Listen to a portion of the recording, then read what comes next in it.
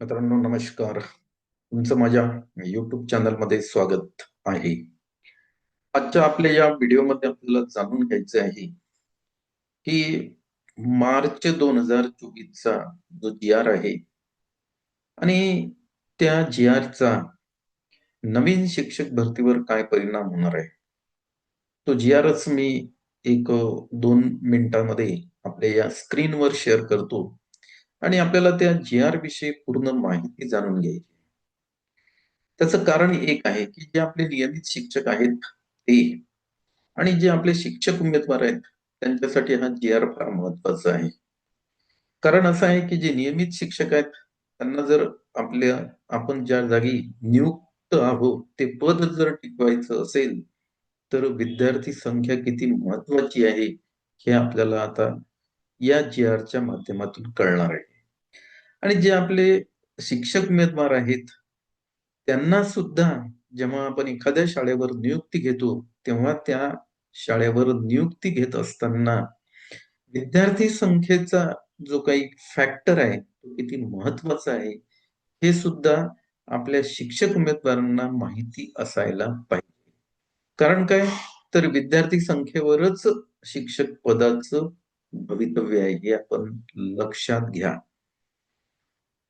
जिथे विद्यार्थी संख्या नाही किंवा जिथे विद्यार्थी संख्या कमी आहे, त्या ठिकाणची जी काही शिक्षक पदं आहेत, ते पदं सध्या धोक्यात आलेली आहेत. किंबहुना त्या शाळा सुद्धा धोक्यात आलेल्या आहेत. म्हणजे त्यांच्या अस्तित्वावरच एक घाला या जी-आरमुळे थोडासा आलेला आहे. कारण हा जो जी-आर आहे, हा जो काही ॲक्ट आहे, शिक्षण ॲक्ट 2009च्या नुसार काढण्यात आलेला आहे. तर मी आपला आता फार काही वेळ घेत नाही. हा जी-आर या स्क्रीनवर आता शेअर करतो आणि त्या जी-आरचं थोडंसं आपल्याला इथं काय करायचंय, वाचन करून त्यावर तुमच्यासोबत मला एक चर्चा करायची आहे. बघा हा तो मित्र जी-आर आहे. हा जी-आर 14 मार्च 2024 चा जी-आर आहे. हा जी-आर आपण इथं शेअर केलेला आहे. बालकांचा मोफत व सक्तीच्या शिक्षणाचा हक्क अधिनियम 2009 च्या अनुषंगाने सर्व व्यवस्थापनाच्या हा शब्द फार महत्वाचा आहे. सर्व व्यवस्थापनाच्या स्थानिक स्वराज्य संस्था, शासकीय, खाजगी अनुदानित, अंशतः अनुदानित, इतर सर्व नवीन शाळा सुरू करणे, वर्ग जोडणे, त्या अनुषंगाने शाळांमधील संरचनात्मक बदल करणे आणि संच मान्यतेचे सुधारित निकष विहित करणे. हा जो जी-आर आहे, हा मित्रहो 14 मार्च 2024 चा जी-आर आहे. आणि याच जी-आरला काय केलं होतं, त्यांनी चॅलेंज केलं होतं. सॉरी 15 मार्च 2024 चा जी-आर आहे. इथे दिलेलं आहे त्यांनी 15 मार्च 2024 चा. आणि आपल्या ज्या शिक्षक संघटना आहेत, मुख्याध्यापकांच्या संघटना आहेत आणि काही खाजगी संस्थाचालक त्यांनी या जी-आरवर ऑब्जेक्शन घेतलं होतं आणि या जी-आरला उच्च न्यायालयामध्ये चॅलेंज केलं होतं. पण शासनाचा हा जी-आर उच्च न्यायालयाने कायम ठेवलेला आहे. आणि शासनाचा हा जी-आर उच्च न्यायालयानं कायम ठेवल्यामुळे शासनाने एक परिपत्रक काढलं आणि त्या परिपत्रकानुसार आता या जी-आर नुसार जे अतिरिक्त शिक्षक झालेले आहेत, हे लक्षात घ्या. अतिरिक्त शिक्षकांची संख्या सध्या 24-25च्या संच मान्यतेनुसार समोर आलेली आहे. म्हणजे शैक्षणिक वर्ष 2024 ते 2025 या या शैक्षणिक वर्षामध्ये जी संच मान्यता करण्यात आलेली आहे, ती या जी-आर नुसार करण्यात आलेली आहे. आणि त्यामुळे अतिरिक्त शिक्षकांची संख्या वाढलेली आहे. अतिरिक्त शिक्षकांची संख्या वाढल्यामुळे नवीन शिक्षक भरतीवर त्याचा परिणाम होणार आहे. हे इथं स्पष्ट दिसते आहे. त्यामुळे हा जी-आर जो आहे तो कोर्टामध्ये गेला होता. हे मी इथं सर्वप्रथम याचा उल्लेख करतोय मित्रांनो. तर या जी-आर मध्ये काय बदल झालेला आहे किंवा या जी-आर नुसार शिक्षकांची जी काही पदं आहेत, त्या पदाची निर्मिती कशा प्रकारे होणार आहे, ते आपण बघणार आहे. कारण बाकीची याच्यामधली जी प्रस्तावना आहे त्या प्रस्तावनेवर मी आता काही वेळ जास्त देत नाही. शासन निर्णयावर आपण जाणार आहे आणि इथं हा शासन निर्णय त्यांनी दिलेला आहे. बालकांचा मोफत व सक्तीचा शिक्षणाचा हक्क अधिनियम 2009 मधील तरतुदी विचारात घेऊन राज्यातील प्राथमिक, उच्च प्राथमिक व माध्यमिक, बघा एक लक्षात घ्या, स्थानिक स्वराज्य संस्थांच्या शाळा म्हटलं की त्याच्यामध्ये जिल्हा परिषद, नगरपालिका आणि महानगरपालिकांच्या शाळा आहेत, त्याला पण हा लागू आहे. आणि खासगी अनुदान प्राप्त शैक्षणिक संस्था, त्यांना पण हा जी आर लागू त्यांनी केलेला आहे.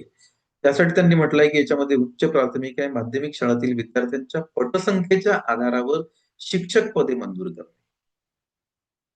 आणि ही राज्यातल्या विद्यार्थ्यांची पटसंख्या ही काय झालेलं आहे माहित आहे का, की या जिल्हा परिषद शाळा आणि खाजगी अनुदान प्राप्त शाळा याच्यामधली कमी झालेली आहे. आणि कमी होण्याचं एकमेव कारण एक आहे, की अगोदर असं होतं, की 5 किलोमीटरचा जो काही समजा डायमीटर आहे, त्या डायमीटरच्या बाहेरच शाळेला मान्यता देण्यात येत होती. परंतु यामध्ये सुद्धा शासनाने बदल केला आणि आता 2-2, 3-3 किलोमीटरच्या अंतरामध्ये शाळा दिसत आहेत. आणि ह्या ज्या शाळा आहेत, ह्या सेल्फ फायनान्सच्या शाळा आहेत. या शाळेचा शासनावर आर्थिक बोजा काहीच पडत नाही. कारण सेल्फ फायनान्सच्या शाळामध्ये फी घ्या आणि शाळा चालवा आणि त्या फी मधूनच शिक्षकांचा पगार करा. आता तो नवीन कन्सेप्ट आलेला आहे. पण ज्या अनुदान प्राप्त शाळा आहेत, ज्या काही जिल्हा परिषदच्या शाळा आहेत, यामधील जे काही म्हणजे खर्च आहे, अनुदानावरचा खर्च म्हणा किंवा जिल्हा परिषद शाळा त्यांचे जे शिक्षक नियुक्त होतात, त्यांच्या पेमेंटचा खर्च हा शासन करते आहे. आणि हा खर्च वाढल्यामुळे थोडंसं शासन काय करते, की हे जे शिक्षक पदाची संख्या आहे, ही कशाप्रकारे थोडी कमी होणार आहे किंवा याचा भार शासनावरचा कशाप्रकारे कमी होणार आहे, यावर शासनाचा थोडासा जास्त फोकस दिसते आहे. त्यामुळे अतिरिक्त शिक्षकांची संख्या वाढली आणि अतिरिक्त शिक्षकांची संख्या वाढल्यामुळे त्या अतिरिक्त शिक्षकांची जेवढी संख्या वाढणार आहे, तेवढी नवीन शिक्षक भरतीमधले जे काही पद आहेत ते कमी होणार आहे. हे इथे एक समीकरण आहे मित्र, हे समीकरण तुम्ही लक्षात घ्या. पटसंख्येच्या आधारावर शिक्षक पदे मंजूर करणे, एकाच वर्गात अधिक विद्यार्थी असल्यास शिक्षक पदे सुद्धा मंजूर करणे. म्हणजे विद्यार्थी संख्या जर जास्त असेल तर नवीन पद सुद्धा शासन द्यायला तयार आहे. इत्यादी बाबीचे निकष पुढील प्रमाणे विहित करण्यात येत आहे. आता खाली त्यांनी एक प्राथमिक शाळेसाठी टेबल दिलेलं आहे. आणि या टेबलनुसार शिक्षकांचे जे काही पद आहेत, ते पद कसे मंजूर करायचे, ते आता आपल्याला सविस्तर जाणून घ्यायचं आहे. जे आपले नियमित शिक्षक आहेत त्यांना तर हे माहीतच पाहिजे. परंतु जे नवीन शिक्षक उमेदवार या पेशामध्ये येऊ इच्छितात, त्यांना सुद्धा हे नियम माहीत असणं आवश्यक आहे. कारण एकदा आपण म्हणजे आपल्याला कुठलं तरी पद मिळालं म्हणजे आपली जबाबदारी संपली मित्रहो, असं होत नाही. आपल्याला पद मिळाल्यानंतर किंवा कुठेतरी आपल्याला नियुक्ती मिळाल्यानंतर आपली जबाबदारी वाढते. आणि ती वाढते म्हणजे काय, तर तुम्हाला जेव्हा एखाद्या ठिकाणी नियुक्ती दिल्या जाते, त्या नियुक्तीच्या आदेशामध्ये सुद्धा त्यांनी तो पॉइंट टाकलेला आहे, की तुम्ही इथं नियुक्ती मिळाल्यानंतर तुमची जबाबदारी काय आहे, तर शाळेतील जे काही विद्यार्थी संख्या आहे ती टिकवून ठेवणे. आणि आपल्या शाळेतील विद्यार्थी संख्या केव्हा टिकणार आहे, तर आपण जेव्हा त्यांना जे अध्यापन आहे ते प्रभावी अध्यापन करू, तेव्हाच आपल्या वर्गातील विद्यार्थी संख्या टिकून राहील. कारण आजकाल कसं आहे माहिती आहे का, पालक वर्ग फार चौकस झालेला आहे. जिथं चांगलं शिकवलं जाते तिथंच आपल्या पाल्यांना ते सध्या प्रवेश देतात. किंबहुना ते फी सुद्धा भरायला तयार आहेत. म्हणजे आर्थिक जो काही बोजा आहे तो पालक सहन करायला तयार आहे, जर आपल्या पाल्याला चांगलं अध्यापन जर एखाद्या शाळेमध्ये मिळत असेल. मग आपली ही जबाबदारी आहे. आपल्याला जर शिक्षक पदावर जर नियुक्ती मिळाली, तर आपल्या वर्गातील म्हणा, आपल्या शाळेतील म्हणा, विद्यार्थी संख्या ही टिकून राहिली पाहिजे. त्यासाठी आपल्याला जे प्रयत्न करणं शक्य आहे, ते प्रयत्न आपण करायला पाहिजे. चला तर मग आता इथं आपण हा टेबल थोडासा आपल्याला आजच्या या व्हिडिओमध्ये समजून घ्यायचा आहे. प्राथमिक शाळा, प्राथमिक, उच्च प्राथमिक इयत्ता 1ली ते 4थी किंवा 5वी. काही ठिकाणी 1 ते 4 च्या प्राथमिक शाळा आहेत. काही ठिकाणी 1 ते 5 च्या प्राथमिक शाळा आहेत. आणि इयत्ता 1ली ते काही ठिकाणी 7वी च्या आहेत आणि काही ठिकाणी इयत्ता 1ली ते 8वी पर्यंत सुद्धा शाळा आहेत. तर याच्यामध्ये पद निर्माण करताना, नवीन पद निर्माण करताना किंवा अस्तित्वात असलेले पद कायम करण्यासाठी त्यांनी विद्यार्थी संख्येची जी काही अट दिलेली आहे, ती अट आता आपल्याला बघायची आहे. या टेबलमध्ये बघितलं तर आपण इथं अनुक्रमांक आहे, शाळेचा प्रकार दिलेला आहे, त्या शाळेचा गट दिलेला आहे, शाळेतील इयत्तेचा गट आहे, विद्यार्थी संख्येचा गट आहे, ध्येय शिक्षक पदसंख्या आहे, त्यानंतर ध्येय पद मंजूर होण्यासाठी किमान आवश्यक विद्यार्थी संख्या दिलेली आहे आणि पूर्वीच्या मंजूर पदात संरक्षण देण्यासाठी आवश्यक किमान विद्यार्थी संख्या असे त्यांनी इथं कॉलम दिलेले आहेत. जेव्हा आपण हे म्हणजे खाली याचं रीडिंग करू तेव्हा याच्यावर आणखी आपण थोडीशी चर्चा प्रत्येक मुद्द्यावर आपल्याला करायची आहे. आता माझ्या परीनं माझा जो अनुभव आहे या क्षेत्रामधला, त्या परीनं मी विश्लेषण करण्याचे प्रयत्न करतो. होऊ शकते तुम्हाला माझ्यापेक्षा जास्त सुद्धा याविषयीची माहिती काही आपले जे शिक्षक उमेदवार किंवा नियुक्त आपले शिक्षक आहेत त्यांना असू शकते. त्याबद्दल माझ्या मनात कुठलंच दुमत नाही. बघा शाळेचा प्रकार आहे प्राथमिक शाळा 1ली ते 4थी किंवा 5वी किंवा 1ली ते 7वी किंवा 8वी हा शाळेचा प्रकार त्यांनी दिला. पण याच्यामधला त्यांनी गट आता 1ली ते 5वीचा घेतलेला आहे. म्हणजे first standard to 5th standard हा त्यांनी गट घेतलेला आहे. आणि या गटामध्ये यांनी एक पहिले सांगितलं की 1 ते 20 पटांच्या शाळा करता किमान एक शिक्षक, तदनंतर दुसऱ्या पदावर सेवानिवृत्त शिक्षकांची आवश्यकतेप्रमाणे नियुक्ती. बघा त्यांनी इथं स्पष्ट केलेलं आहे, की एक ते 20 विद्यार्थी गटाच्या शाळा करता किमान एक शिक्षक म्हणजे फुल टाइम एक शिक्षक. त्यानंतर जर गरज भासली, तर मग कॉन्ट्रॅक्ट बेसवर शिक्षक तिथं नेमा. आणि कॉन्ट्रॅक्ट बेसवर जर शिक्षक उमेदवारामधली नियुक्ती कोणी घेत नसेल, तर जे काही रिटायर्ड झालेले शिक्षक आहेत, त्यांना सुद्धा त्यांनी इथं सेवानिवृत्त शिक्षकांची आवश्यकतेप्रमाणे नियुक्ती असं म्हटलं. हा सुद्धा एक पॉइंट जे काही आपले शिक्षक उमेदवार आहेत त्यांच्यासाठी महत्वाचं आहे हे आपण लक्षात घ्या. म्हणजे 1 ते 20 ही पटसंख्या पाहिजेच त्यांना. 20 ही पटसंख्या पाहिजे. 19 जर पटसंख्या झाली, तर तिथं जे कायमस्वरूपी नियुक्त शिक्षक आहेत त्यांना ते अतिरिक्त करतात आणि तिथं सेवानिवृत्त शिक्षकाची कॉन्ट्रॅक्ट बेसवर नियुक्ती करण्याचं इथं प्रावधान त्यांनी दिलेलं आहे. हे आपण इथं लक्षात घ्यायला पाहिजे. पुढे त्यांनी असं म्हटलेलं आहे, की 20 ते 60 अशी जर विद्यार्थी संख्या असेल 1 ते 5 मध्ये, तर म्हणजे 20 विद्यार्थ्यांच्या पुढे 60 पर्यंत 2 नियमित शिक्षक नियुक्त करतात. लक्षात घ्या 20 ते 60. आणि त्यांनी असं म्हटलंय, देयपद मंजूर होण्यासाठी किमान आवश्यक विद्यार्थी संख्या 20.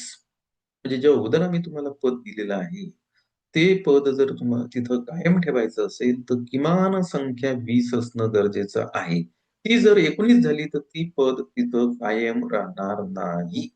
किमान विद्यार्थी संख्या म्हणजे कमीत कमी 20 विद्यार्थी असणं आवश्यक आहे, तरच नियमित शिक्षकाचं पद राहते. नाहीतर त्याला अतिरिक्त केल्या जाते आणि अतिरिक्त केल्यानंतर तिथं जे समजा 1 ते 19 विद्यार्थी संख्याचे जे काही म्हणजे विद्यार्थी राहतील त्यांना शिकवण्यासाठी कॉन्ट्रॅक्ट बेस्ड शिक्षक हा त्यांनी एक ऑप्शन इथं नवीन आणलेला आहे. हे आपण इथं लक्षात घ्या. पूर्वीच्या मंजूर पदात संरक्षण देण्यासाठी आवश्यक किमान विद्यार्थी संख्या ही 20 त्यांना पाहिजे. म्हणजे वर इथं जर एखादं शिक्षकाचं पद असेल, तर त्या शिक्षकाला ते जर तिथं कायम ठेवायचं असेल, तर त्यांनी 20 विद्यार्थी तिथं त्यांना ठेवावेच लागतात. ते जर 19 झाले, तर त्या शिक्षकांना अतिरिक्त व्हावं लागते आणि ते अतिरिक्त झाल्यानंतर तिथं कॉन्ट्रॅक्ट बेसचं शिक्षकाचं पद ₹20,000 महिन्याने भरलं जातं. हे आपण इथं लक्षात घ्यायला पाहिजे. पुढे त्यांनी असं दिलं, की 61 ते 90 विद्यार्थी संख्या जर तिथं झाली, तर 3 पदं आम्ही देऊ त्यांना. 61 ते 90 झाली, तर ते 3 पदं देतील आणि हे 3 पदं समजा टिकवण्यासाठी तिथं 76 विद्यार्थी संख्या किती असायला पाहिजे? 76 तर 3 पदं द्यायला तयार आहेत. म्हणजे असं त्यांचं म्हणणं नाही, की 61 ते 90च असले पाहिजे. तर त्यांचं म्हणणं आहे 61 ते 90 याच्यामधली रेंज आम्ही कोणती फिक्स केली? तर 76 विद्यार्थी संख्येची केलेली आहे. 76 जरी असतील तरी ते 3 पदं तिथं द्यायला तयार आहेत.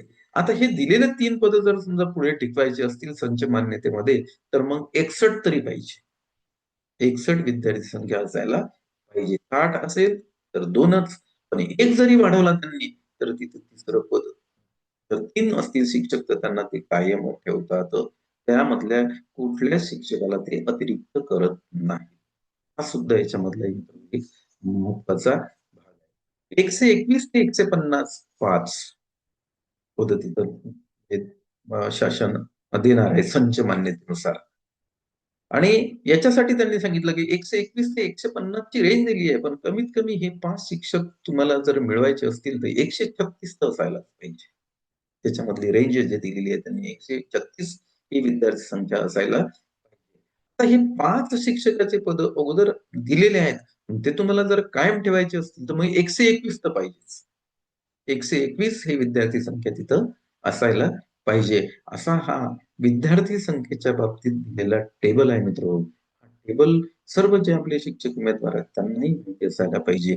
कारण नियुक्ती मिळाल्यानंतर आपली सर्वात मोठी जबाबदारी काय असेल आपलं पद कायम ठेवण्यासाठी, तर शिक्षक विद्यार्थी संख्या आपल्याला टिकवून ठेवायची. विद्यार्थी संख्या आपल्या वर्गात किती असायला पाहिजे हे इथं त्यांनी स्पष्ट दिलेलं आहे. 151 ते 180 6 शिक्षक तिथं दिले. आणि याच्यामध्ये जी रेंज दिलेली आहे ते 166 असतील तरी ते 6 देतात. पण ते अगोदरचे 6 दिलेले आहेत ते जर कायम ठेवायचे असतील तर मग 151 असा त्यांनी याच्यामध्ये संख्येचा चार्ट हा संच मान्यतेसाठी जे अधिकारी वर्ग संच मान्यते करतात जिल्हा लेवलवर त्यांच्यासाठी या मार्गदर्शक सूचना आणि जे शिक्षक उमेदवार आहेत नियमित म्हणजे कार्यरत आहेत त्यांच्यासाठी सुद्धा हा जी आर फार महत्वाचा आहे. पुढे त्यांनी असं दिलेलं आहे की 181 ते 210 असतील तर 7 आणि कमीत कमी ते टिकवण्यासाठी तिथं म्हणजे 7 मिळवण्यासाठी 196 आणि अगोदरचे 7 टिकवण्यासाठी 181 विद्यार्थी असणं गरजेचं आहे. आणि पुढे इथं दिलंय की 210 विद्यार्थी म्हणजे इथं हे 210 विद्यार्थ्याची रेंज फायनल आहे. त्या 210 विद्यार्थी संख्येपर्यंत आरटी निकषानुसार प्रति 30 विद्यार्थ्यामागे एक पद देय राहील. म्हणजे जोपर्यंत 210 विद्यार्थी संख्या आहे, तोपर्यंत प्रति 30 विद्यार्थ्यामागे एक शिक्षक तिथं देय राहणार आहे. इथं त्यांनी स्पष्ट केलेलं आहे. पुढे त्यांनी या 210 पुढे सुद्धा दिलंय व 211 ते 250 विद्यार्थी असतील तर 8 शिक्षक. मग हे 8 शिक्षक देण्यासाठी कमीत कमी विद्यार्थी संख्या या रेंज मधली त्यांना 231 पाहिजे. अगोदर 8 जर मंजूर असतील तर ते टिकवण्यासाठी त्यांना 210 विद्यार्थी आहे. आणि 210 विद्यार्थ्यांच्या संख्येनंतर समजा 210 विद्यार्थी तिथं झाले, त्याच्यानंतर जर तुम्हाला शिक्षक पाहिजे असेल, तर प्रति 40 विद्यार्थ्यामागे 1 शिक्षक दिला जाईल. म्हणजे ते 30 ची मर्यादा आहे, ती त्यांनी 10 न तिथं सुद्धा वाढवली. हे आपण इथं लक्षात घ्या पाहिजे. पुढे कोणतीही एक इयत्ता असल्यास 10 ते 35 एकच इयत्ता आहे आपल्याकडे. तर मग 10 ते 35 साठी 1 राहील असं त्यांनी म्हटलेलं आहे. आणि त्याच्यासाठी कमीत कमी विद्यार्थी संख्या 1 पदासाठी 10 दिलेली आहे आणि ते टिकवण्यासाठी सुद्धा 10. एकच इयत्ता असेल तर बरं म्हणजे तुकडी म्हणतो मी. त्यासाठी तुकडी हा शब्द आपण इथं वापरू. 36 ते 70 2 आणि ते 2 पदं टिकवण्यासाठी म्हणजे मिळवण्यासाठी कमीत कमी 53 पाहिजेत आणि टिकवण्यासाठी त्यांचं म्हणणं आहे 36 पाहिजे. असं रिलॅक्सेशन त्यांनी इथं दिलेलं आहे. आणि पुढे असं दिलंय की प्रति 35 विद्यार्थ्यामागे 1 पद देय राहणार आहे एका तुकडीसाठी. तर हा जो जी-आर आहे याचा आज आपण भाग 1 घेतलेला आहे. आणि हा जो भाग 1 आहे, हा आपण घेतलेला आहे पूर्व प्राथमिक आणि प्राथमिक शाळेसाठी. आपण याच्यामध्ये जो गट निवडला आजच्या या व्हिडिओमध्ये तो 1 ते 4 किंवा 1 ते 5, 1 ते 7 किंवा 1 ते 8. नंतरच्या व्हिडिओमध्ये आपल्याला माध्यमिकसाठी काय बदल झाले? 6 ते आपले 9 ते 10 साठी काय बदल झालेला आहे, ते सुद्धा आपल्याला बघायचं आहे. विषय शिक्षकांचं सुद्धा बघायचं आहे. त्याच्यानंतर आपले जे शारीरिक शिक्षक आहेत, त्यांची सुद्धा आपण याच्यानंतरच्या व्हिडिओमध्ये घेणार. तर मला एक इच्छा आहे की तुम्हाला हा व्हिडिओ आवडला असेल तर जरूर याला लाईक करा, याला शेअर करा आणि आपण जर माझ्या YouTube चॅनलवर नवीन असाल, तर माझ्या YouTube चॅनलला जरूर आपण सबस्क्राईब करा. म्हणजे अशा प्रकारचे आम्ही जे नवीन व्हिडिओ बनवतो, ते नोटिफिकेशनद्वारे आपल्याला प्राप्त होईल, जेणेकरून मला आपल्यासोबत चर्चा करण्याची एक संधी मिळेल. मी काही फार मोठा नाही, मी तुमच्यातलाच एक शिक्षक आहे, हे लक्षात असू द्या. धन्यवाद.